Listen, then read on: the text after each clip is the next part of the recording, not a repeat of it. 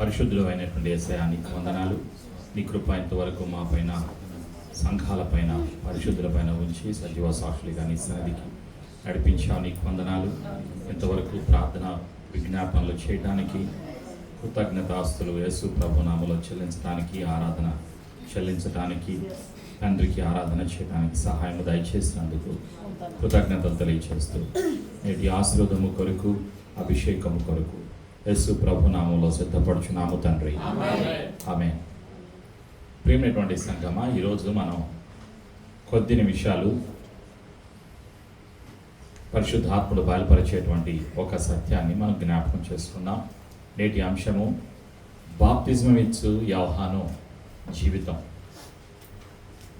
Let us learn few things from the life of the John the Baptist. బాప్తిజం ఇచ్చేటువంటి యోహాను జీవితం నుండి కొన్ని సత్యాలను మనం జ్ఞాపకం చేసుకున్నాం. ప్రియమైనటువంటి సంగమ, ఎవరు ఈ బాప్తిజం ఇచ్చేటువంటి యోహాను అని ఆలోచన చేసినప్పుడు, బాప్తిజం ఇచ్చేటువంటి యోహాను యొక్క పుట్టుక, ఆయన యొక్క కుటుంబము, ఆయన యొక్క జీవితం గురించి పరిశుద్ధ గ్రంథంలో ప్రత్యేకంగా వ్రాయబడింది. పరిశుద్ధాత్ముడు మనకి గుర్తు చేస్తున్నటువంటి సత్యాలు. లూకాసు వార్త 1వ అధ్యాయంలో ఉన్నటువంటి సత్యాలను మనం జ్ఞాపకం చేసుకుందాం. లూకాసు వార్త 1వ అధ్యాయంలో పరిశుద్ధాత్ముడు బయలుపరిచేటువంటి సత్యాలు. ఇక్కడ మనం చూస్తున్నటువంటి సత్యం ఏమిటి అంటే,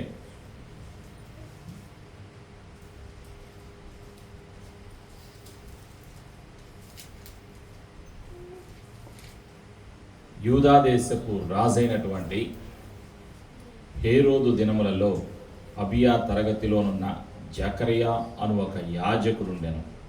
అతని పేరు జకరియా. అతని భార్య అహరోను కుమార్తెలలో ఒకతే. ఆమె పేరు ఎలిజబెత్. వీరిద్దరూ ప్రభు యొక్క సకలమైన ఆజ్ఞల చొప్పునను, న్యాయ విధుల చొప్పునను నిరపరాధులుగా ఉండిరి. ప్రియమైనటువంటి సంఘమ, బాప్తిజం ఇచ్చేటువంటి యోహాను యొక్క తల్లిదండ్రుల యొక్క పేర్లు పరిశుద్ధ గ్రంథంలో రాయబడి ఉన్నాయి. లూకాసు వార్త 1వ అధ్యాయంలో తన యొక్క తండ్రి గారు జకరియా, తల్లి ఎలిజబెత్.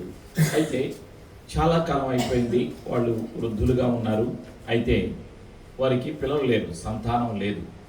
అలాంటి సమయంలో అతను దేవుని యొక్క సన్నిధిలో ఆరాధన చేస్తూ ఉన్నప్పుడు, దేవుని యొక్క సన్నిధిలో ఉన్నప్పుడు దేవుడితో ప్రత్యక్షమయ్యాడు. జకరియాతో మాట్లాడుతూ ఉన్నాడు.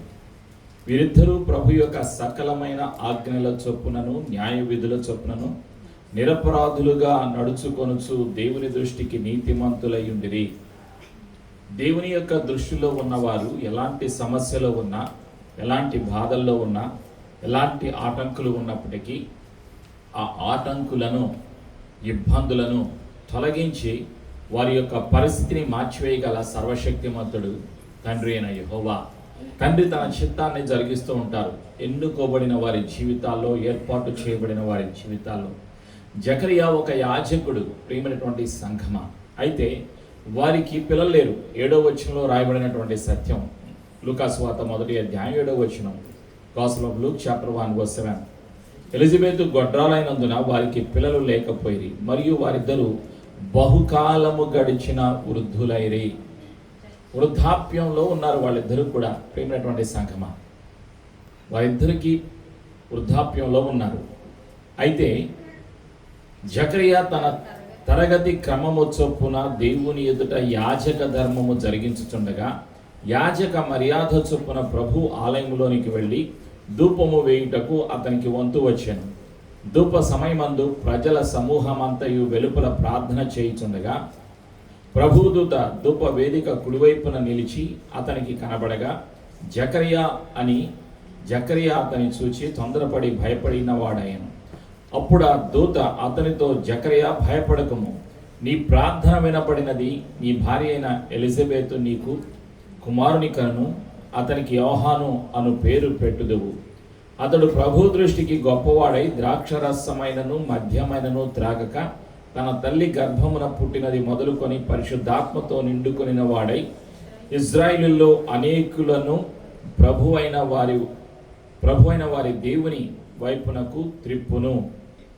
మరియు అతడు తండ్రుల హృదయములను పిల్లల తట్టునకును అవిధేయులను నీతిమంతుల జ్ఞానమును అనుసరించుటకును త్రిప్పి ప్రభువు కొరకు ఆయత్తపడి ఉన్న ప్రజలను సిద్ధపరచుటకై ఏలియా యొక్క ఆత్మయు శక్తియు గలవాడై ఆయనకు ముందుగా వెళ్ళును గనుక నీకు సంతోషమును మహా ఆనందమును కలుగును. అతడు పుట్టినందున అనేకులు సంతోషింతురనెను. ఇది జరిగినటువంటి సంఘటన. ప్రేమటువంటి సంఘమా, దేవదూత వచ్చి మాట్లాడుతూ ఉన్నాడు. ఎక్కడ? మందిరములో, దేవాలయములో యాజక వృత్తి, యాజకునిగా జకరియా పనిచేస్తూ ఉండగా తన ధర్మము చొప్పున, తన యొక్క బాధ్యత చొప్పున తండ్రికి ఆరాధన చేస్తూ ఉండగా దేవదూత వచ్చి కనిపించి తండ్రి యొక్క ఆలోచనను, ప్రణాళికను బయలుపరుస్తూ ఉన్నాడు జకరియాకి. ప్రేమైనటువంటి సంఘమా, అప్పుడు జకరియా యొక్క ఆలోచన ఎలా ఉన్నది? ఇది నాకు ఎలా సంభవం, ఇది నాకు ఎలా సాధ్యము అని అంటున్నాడు. 18వ వచనంలో జకరియా, ఇది నాకెలాగూ తెలియను, నేను ముసలివాడను, నా భార్యయు బహుకాలము గడిచినదని ఆ దూతతో చెప్పగా, దూత, నేను దేవుని సముఖమందు నిలుచు గాబ్రియేలును, నీతో మాట్లాడుటకును ఈ సువర్తమానము నీకు తెలుపుటకును పంపబడితేని. ప్రియమైనటువంటి సంఘమా, గాబ్రియేలు దేవదూత, కొన్ని వందల వేల కోట్ల దేవదూతలు పరలోకంలో దేవుని యొక్క సన్నిధిలో ఉన్నారు. ఒక్కొక్క దేవదూతకి ఒక్కొక్క బాధ్యత ఉన్నది. దేవదూతలు ఏం చేస్తూ ఉంటారంటే దేవుని యొక్క సమాచారాన్ని అందిస్తూ ఉంటారు. దేవుని సన్నిధిలో దేవుడు చెప్పినటువంటి విషయాలను, తెలియచేయమన్నటువంటి విషయాలను తను ఎన్నుకోబడినటువంటి, ఏర్పాటు చేయబడినటువంటి భక్తులకు తెలియచేస్తూ ఉంటారు. జకరియాకి ఆ సమాచారాన్ని అందించడానికి గాబ్రియేలు దేవదూత వచ్చాడు. ప్రేమైనటువంటి సంఘమా, ఇంకా ఏం మాట్లాడుతున్నాడు? మరియు నా మాటలు వాటి కాలమందు నెరవేరును, నీవు వాటిని నమ్మలేదు గనుక ఈ సంగతులు జరుగు దినము వరకు నీవు మాట్లాడక మౌనివై ఉండువని అతనితో చెప్పాను. నమ్మలేదు, జకరియా నమ్మలేదు. దేవుని యొక్క పని చేస్తూ ఉన్నాడు, దేవుని యొక్క సన్నిధిలో ఉన్నాడు, దేవదూతలు కనిపించారు, తండ్రి యొక్క సమాచారాన్ని దేవదూత ద్వారా విన్నా కూడా తనలో ఏం కలగలేదు? నమ్మకం కలగలేదు. ప్రేమైనటువంటి సంగమా, విశ్వాసులలో కూడా యేసయ్య మాటలు విన్నాక, వాక్యాన్ని విన్నాక, అద్భుతాలు చూసిన తర్వాత ఇంకా నమ్మకంలో స్థిరత్వం లేదు, విశ్వాసములో స్థిరత్వం లేదు. దేవుని యొక్క సన్నిధిలో ఉన్న విశ్వాసులు కూడా తెలుసుకోవలసినటువంటి సత్యం. జకరియా దేవుని యొక్క స్వరాన్ని వింటున్నాడు, దేవదూత చెప్పిన మాటలను వింటున్నాడు, ఇంకా తనలో నమ్మకం కలగలేదు. తన యొక్క పరిస్థితిని తెలియచేస్తున్నాడు. నేను వృద్ధుడను, నా భార్య కూడా వృద్ధురాలు, ఇది ఎలా సాధ్యం అంటున్నాడు. అందుకు ఒక సూచన దేవదూత ఇచ్చాడు. ఇది జరిగే కాలం వరకు నీవు మౌనివై ఉంటావు, ఇక మాట్లాడవు. ఇంకెప్పుడు మాట్లాడతావు? ఈ యొక్క ప్రవచనం నెరవేరిన తర్వాత, దేవుని యొక్క మాట, ప్రణాళిక నెరవేరిన తర్వాత, అప్పటి వరకు నీవు ఇక మాట్లాడవు, మౌనివై ఉంటావు అని చెప్పాడు. ప్రియమైనటువంటి సంగమా, ప్రజలు జకరియా కొరకు కనిపెట్టుచుండి ఆలయమునందు అతడు ఆలస్యము చేసినందుకు ఆశ్చర్యపడేది. అతడు వెలుపలికి వచ్చినప్పుడు వారితో మాట్లాడలేకపోయినందున ఆలయం నందు అతనికి దర్శనము కలిగినదని వారు గ్రహించి, అప్పుడు అతడు వారికి సంఖ్యలు చేయుచు మూగవాడై ఉండెను. అతడు సేవ చేయు దినములు సంపూర్ణమైనప్పుడు తన ఇంటికి వెళ్ళెను. లోపల మందిరంలో సేవ ముగించుకొని ఇంటికి వెళ్ళాడు. ఇంటికి వెళ్ళిన తర్వాత జరిగినటువంటి సంఘటన తన భార్య మాట్లాడుతూ ఉంది. ఆ దినములైన పిమ్మట అతని భార్య ఎలిజబెత్ గర్భవతి అయి, మనుషులలో నాకుండిన అవమానమును తీసివేయుటకు నన్ను కటాక్షించిన దినములలో ప్రభు ఇలాగున చేసేననుకొనెను. 5 నెలలు ఇతరుల కంట పడకుంటెను. 6వ నెలలో గాబ్రియేలును దేవదూత గలిలయలోని నజరేతను ఊరిలో దావీదు వంశస్థుడైన యోసేపును ఒక పురుషునికి ప్రదానము చేయబడిన కన్యక యొద్దకు దేవుని చేత పంపబడెను. గాబ్రియేలు దూత కన్య అయిన మరి దగ్గరకు వెళ్ళాడు. అక్కడ కూడా సమాచారాన్ని అందించాడు. ప్రియమైనటువంటి సంఘమా, ఆ తర్వాత ఇక్కడ వీళ్ళు సిద్ధంగా ఉన్నారు. తన భార్య గర్భవతి అయింది. ప్రియమైనటువంటి సంఘమా, నెలలు నిండిపోయిన తర్వాత ఒక కుమారుని కన్నది. ఆ తర్వాత జరిగినటువంటి సంఘటన ఏమిటి అంటే, ఇంచుమించు 3 నెలలు ఆమెతో ఈ యొక్క కన్య అయినటువంటి మరియా ఉన్నది. ఆ తర్వాత తను కూడా ఇంటికి వెళ్ళిపోయింది. అయితే ఎలిజబెత్ కుమారుని కనెను. 57వ వచనం. అప్పుడు ప్రభు ఆమె మీద కనికరముంచెను నని ఆమె పొరుగువారును బంధువులను విని ఆమెతో కూడా సంతోషించిరి. 8వ దినమున వారు శిశువుకు సున్నతి చేయవచ్చి తండ్రి పేరును బట్టి జకరియా అను పేరు వారికి పెట్టబోచుండగా తల్లి అలాగు వద్దు, వానికి యోహానను పేరు పెట్టవలని చెప్పాను. అందుకు వారు, నీ బంధువులలో ఆ పేరు గలవాడెవడును లేడే అని ఆమెతో చెప్పి, వానికి ఏ పేరు పెట్టగలుచున్నావని వాని తండ్రికి సంఖ్యలు చేసి అడిగిరి. అతడు రాత పలక తెమ్మని వాని పేరు యోహానని వ్రాసాను. అందుకు వారందరూ ఆశ్చర్యపడిరి. వెంటనే అతని నోరు తెరవబడి నాలుక సడలి అతడు దేవుని స్తుతించుచు మాట్లాడసాగెను. ప్రవచనం నెరవేరేంత వరకు కూడా మగవాడుగా ఉన్నాడు. ప్రేమైనటువంటి సంగమ, ప్రవచనం నెరవేరింది, యోహానాను పేరు పెట్టారు. ప్రేమైనటువంటి సంగమ, దేవుని హస్తము అతనికి తోడుగా ఉన్నది. ఆ సత్యాన్ని తెలియచేస్తున్నారు. ప్రజలందరూ కూడా ఆశ్చర్యపోతున్నారు. తన తిరిగి మాట్లాడటం, వారికి సంతానం కలగటం, ఇవన్నీ కూడా చూసి వారందరూ కూడా విన్నవారందరూ కూడా ఆశ్చర్యపోతూ ఉన్నారు.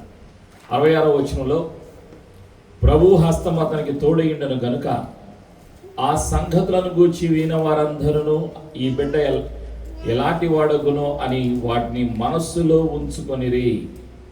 మరియు అతని తండ్రి జకరియా పరిశుద్ధాత్మ పూర్ణుడై ఇట్లు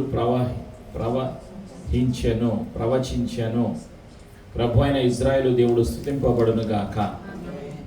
పరిశుద్ధాత్మ అభిషేకం ద్వారా ప్రవచించడం ప్రారంభించాడు జకరియా. ప్రియమైనటువంటి సంఘమ, యోహాను యొక్క జీవితం ఈ విధంగా ప్రారంభమైంది. పుట్టుక తన యొక్క తల్లిదండ్రుల గురించి, జీవితం గురించి పరిశుద్ధాత్మకు తెలియజేస్తూ ఉన్నాడు. అయితే అతను వేసుకున్నటువంటి బట్టలు ఏమిటి? మత్తయి సువార్త 3వ అధ్యాయంలో 4వ వచనంలో మనం చూస్తాం. మాథ్యూ చాప్టర్ 3:4 అతను వేసుకున్నటువంటి బట్టలు మత్తయి సువార్త 3వ అధ్యాయంలో 4వ వచనంలో రాయబడి ఉన్నది. ఈ యోహాను ఒంటె రోమముల వస్త్రమును మొల చుట్టూ తోలుదట్టి ధరించుకొని వాడు, మిడతలను అడవి తేనెను అతనికి ఆహారము. అతను ఏం బట్టలు వేసుకున్నాడు అంటే ఒంటెల యొక్క రోమములుతో చేయబడినటువంటి వస్త్రాలను వేసుకున్నాడు. తను ఏం తింటూ ఉండేవాడు? అతడు మిడతలను తినేవాడు, తేనెను తినేవాడు. అది అతనికి ఆహారముగా ఉన్నది. ప్రియమైనటువంటి సంఘం, ప్రతిదీ కూడా పరిశుద్ధ గ్రంథంలో పరిశుద్ధాత్ముడు విపులంగా తెలియచేస్తూ ఉన్నాడు. ఎందుకు? సంఘము బలపరచబడాలి, విశ్వాసులు బలపరచబడాలి. యోహానులో ఉన్నటువంటి ప్రత్యేకత, ప్రియమైనటువంటి సంఘమ, అతను సమాచారాన్ని అందించాడు. ఎవరి గురించి తెలియచేస్తూ ఉన్నాడు? సత్యమునకు సాక్షిగా జీవించాడు. ప్రభువైన యేసుక్రీస్తు వారు ఈ భూలోకంలో రాకపోయే ముందుగా తను మార్గమును సరళం చేయటానికి, యేసు ప్రభుకి మార్గాన్ని సరళం చేయటానికి ఒక మార్గదర్శిగా ఉన్నాడు. ప్రియమైనటువంటి సంఘమ, అతను యేసు ప్రభు దేవుని గొర్రెపిల్ల అని తన సమాచారాన్ని, తన యొక్క వర్తమానాన్ని తెలియచేస్తూ ఉన్నాడు. యోహాను సువార్తలో 1వ అధ్యాయంలో 29వ వచనంలో ఆ సత్యాన్ని చూస్తాం. John the gospel chapter 1:29. మరునాడు యోహాను యేసు అతని యొద్దకు రాగా చూచి, ఇదిగో లోక పాపమును మోసికొని పోవు దేవుని గొర్రె పిల్ల. తెలియచేస్తున్నాడు. ఎవరు యేసు ప్రభు? దేవుడు, దేవుని కుమారుడు, లోకరక్షకుడు, దేవుని గొర్రె పిల్ల అని సమాచారాన్ని ఇస్తూ ఉన్నాడు. ప్రేమైనటువంటి సంఘమ, ఎవరికి? యూదులకు, ప్రజలకు, అక్కడ ఉన్నటువంటి ప్రజలందరికీ కూడా సమాచారాన్ని, సువర్తమానాన్ని ప్రకటిస్తూ ఉన్నాడు. దేవుని యొక్క ప్రణాళికను తెలియచేస్తూ ఉన్నాడు. ఈ యొక్క బాప్తిజం ఇచ్చినటువంటి యోహాను, అతని యొక్క సమాచారం మనం ఇక్కడ చూస్తాం. ఈ యొక్క యోహాను సువార్త 1వ అధ్యాయం 19వ వచనం నుండి మనం గమనించినప్పుడు అతని గురించి అనేక సత్యాలు యోహాను సువార్తలో రాయబడి ఉన్నాయి. ప్రియమైనటువంటి సంఘమ, 19వ వచనంలో రాయబడినటువంటి సత్యం, నీవెవడవని అడుగుటకు యూదులు యెరూషలేము నుండి యాజకులను, లేవీయులను యోహాను వద్దకు పంపినప్పుడు అతడిచ్చిన సాక్ష్యం ఇదే. అతడు ఎరుగననక ఒప్పుకొనెను, క్రీస్తును కానని ఒప్పుకొనెను. కాగా మరి నీవెవడవు? నీవు ఏలియావా అని అడుగుగా వచ్చి అతడు కాననెను. నీవు ప్రవక్తవా అని అడగగా కానని ఉత్తరం ఇచ్చాను. కాబట్టి వారు, నీవెవరవు, మమ్మను పంపిన వానికి మేము ఉత్తరం ఇవ్వవలెనని వలెను గనుక నిన్ను గూర్చి నీవేమి చెప్పుకొనుచున్నావని అతనిని అడిగిరి. అందుకతడు, ప్రవక్త అయిన యెషయా చెప్పినట్టు నేను ప్రభు త్రోవ సరళం చేయుడి అని అరణ్యములో ఎలుగెత్తి చెప్పు ఒకని శబ్దము. యేసయ్య భూలోకములోకి రాబోయే ముందుగా మార్గాన్ని సరళం చేయటానికి దేవుని యొక్క స్వరముగా, సాధనముగా వాడబడినటువంటి బలమైనటువంటి ప్రవక్త, ఏలియా ఆత్మ అభిషేకము కలిగినటువంటి ప్రవక్త, బాప్తిజం ఇచ్చేటువంటి యోహాను. ప్రేమైనటువంటి సంఘమ, ఇతనిలో ఉన్నటువంటి లక్షణాలు, ప్రేమైనటువంటి సంఘమ, యోహాను సువార్తలో 1వ అధ్యాయంలోనే 26, 27 వచనాల్లో రాయబడి ఉంది. అతనిలో ఉన్నటువంటి ప్రధానమైనటువంటిది ఏమిటి అంటే అతనిలో దీనత్వము, తగ్గింపు ఉన్నది. 1వ అధ్యాయం 26, 27 వచనాల్లో 26, 27 వర్సెస్. యోహాను, నేను నీళ్లలో బాప్తిజం ఇచ్చుచున్నాను గాని నా వెనుక వచ్చుచున్నవాడు మీ మధ్య ఉన్నాడు, మీరు ఆయన నెరుగరు. ఆయన చెప్పుల వారును ఇప్పుడుకైనను నేను యోగ్యుడను కానని వారితో చెప్పాను. యోహాను బాప్తిజం ఇచ్చుచున్న యోర్దాను నదికి అవలనున్న బేతనీలో ఈ సంగతులు జరిగెను. ప్రియమైనటువంటి సంఘమా, అతను చెప్తున్నాడు, నేను అర్హుడను కాను అంటున్నాడు. తాను తగ్గించుకుంటున్నాడు. ప్రజల ఎదుట తాను తగ్గించుకుంటున్నాడు. తగ్గింపు జీవితము కలిగినటువంటి వ్యక్తి. ఆయన చెప్పుల వారును విప్పుటకు కూడా నేను యోగ్యుడను కాను అని తాను తగ్గించుకుంటూ ఉన్నాడు. యోహానులో ఉన్నటువంటి ప్రత్యేకత. సంఘానికి కావలసింది, విశ్వాసులకు కావలసింది తగ్గింపు జీవితము. ప్రియమైనటువంటి సంఘమా, దేవుని చేత పిలబడినటువంటి వారు ప్రతి ఒక్కరిలో కూడా ఉండవలసింది తగ్గింపు జీవితము అని పరిశుద్ధాత్ముడు గుర్తు చేస్తూ ఉన్నాడు. అదే సత్యాన్ని పేతురు రాసినటువంటి 1వ పత్రిక 5వ అధ్యాయం 6వ వచనంలో పరిశుద్ధాత్ముడు గుర్తు చేస్తున్నాడు. భక్తుడైన అపోస్తుడైనటువంటి పేతురు ద్వారా Peter's first letter chapter 5 verse 6, దేవుడు తగిన సమయమందు మిమ్మల్ని హెచ్చించినట్లు ఆయన బలిష్టమైన చేతి క్రింద దీన మనస్కులయుండుడి. హెచ్చించేది తండ్రి. ప్రియమైనటువంటి సంఘమ, ఆశీర్వాదంలోకి నడిపించేది తండ్రి. తన చిత్తాన్ని, ప్రణాళికను నడిపించడానికి, జరిగించడానికి ఆయన సిద్ధముగా ఉన్నాడు. ఇక్కడ బాప్తిజం ఇచ్చేటువంటి యోహానులో ఉన్నటువంటి ప్రత్యేకతలను మనం జ్ఞాపకం చేసుకుంటున్నాం. యేసు ప్రభువు వారి భూలోకంలో ఉన్నప్పుడు బాప్తిజం ఇచ్చినటువంటి యోహాను గురించి సాక్ష్యం చెప్తూ ఉన్నారు. ప్రియమైనటువంటి సంఘమ, మత్తయి సువార్త 11వ అధ్యాయంలో ప్రభు అయినటువంటి యేసుక్రీస్తు వారి లోకంలో నివసించినటువంటి కాలంలో ఇస్తున్నటువంటి సాక్ష్యం 7వ వచనం నుండి 14వ వచనం వరకు 11వ అధ్యాయంలో మనం చూస్తున్నాం. ఏంటి మనం చూస్తున్నది? యేసు వారు వెళ్ళిపోవచ్చుండగా యేసు యోహానును గూర్చి జన సమూహములతో ఇలాగూ చెప్పసాగాను, మీరేమి చూచుటకు అరణ్యంలోనికి వెళ్ళితిరి? వారికి కదలుచున్న రెల్లున మరి ఏమి చూడ వెళ్ళితిరి? సన్నపు బట్టలు ధరించుకున్న మనుషున్న, ఇదిగో సన్నపు బట్టలు ధరించుకుని వారు రాజగృహంలో ఉందురు కదా. మరి ఏమి చూడ వెళ్ళితిరి? ప్రవక్తన? అవును గాని ప్రవక్త కంటే గొప్పవాణ్ణి మీతో చెప్పుచున్నాను. ఇదిగో నేను నా దూతను నీకు ముందుగా పంపుచున్నాను, అతడు నీ ముందర నీ మార్గమును సిద్ధపరచును అని ఎవని గూర్చి వ్రాయబడెనో అతడే ఈ యోహాను. స్త్రీలలో కన్యవారిలో బాప్తిజం ఇచ్చి యోహాను కంటే గొప్పవాడు పుట్టలేదని నిశ్చయంగా మీతో చెప్పుచున్నాను. యేసు ప్రభువు వారు ఇచ్చినటువంటి సాక్ష్యం. అయినను పరలోక రాజ్యంలో అల్పుడైన వాడు అతని కంటే గొప్పవాడు. బాప్తిజం ఇచ్చి యోహాను దినములు మొదలుకొని ఇప్పటి వరకు పరలోక రాజ్యం బలత్కారముగా పట్టబడుచున్నది, బలత్కారులు దానిని ఆక్రమించుకొనుచున్నారు. యేసు ప్రభువు వారు ఇచ్చినటువంటి సాక్ష్యం. ప్రియమైనటువంటి సంఘమ, ఈరోజు విశ్వాసులకు కావలసింది ఏమిటి అంటే సాక్ష్యం. ఎవరు చెప్పేటువంటి సాక్ష్యము శ్రేష్టమైనది, విలువైనది? యేసయ్య చెప్పేటువంటి సాక్ష్యము శ్రేష్టమైనది, విలువైనది. మన జీవితాల్లో సాక్ష్యం కలిగి ఉండాలి. మన గురించి, మీ గురించి, నా గురించి యేసయ్య సాక్ష్యం చెప్పాలి. ప్రియమైనటువంటి సంఘమ, యోహాను గురించి ప్రభు అయినటువంటి యేసుక్రీస్తు వారి లోకములో సాక్ష్యం చెబుతూ ఉన్నారు. విశ్వాసులకు ఉండవలసినటువంటి విధులు ఏమిటి అంటే, మొదటిగా యేసు ప్రభు దేవుని గొర్రె పిల్ల అని ప్రకటించాలి. యేసయ్యకు సాక్షులుగా మనము జీవించాలి. ఈ లోకంలో మనం నివసించినంత కాలం వరకు కూడా యేసయ్యకు ప్రతినిధులుగా, యేసయ్యకు రాయబారులుగా మనము జీవించాలి అని పరిశుద్ధాత్ముడు తెలియచేస్తూ ఉన్నాడు, గుర్తు చేస్తూ ఉన్నాడు. బాప్తిజం ఇచ్చేటువంటి యోహాను సెలవిచ్చినాడు, ఇదిగో దేవుని గొర్రె పిల్ల అని సెలవిస్తూ ఉన్నాడు. మనము కూడా సాక్ష్యం చెప్పాలి. యేసు ప్రభు ఎవరు? యేసు దేవుడు, యేసు దేవుని కుమారుడు, యేసు లోక పాపములను మోసుకొని పోవచ్చున్నటువంటి దేవుని గొర్రె పిల్ల అని సాక్ష్యం చెప్పాలి.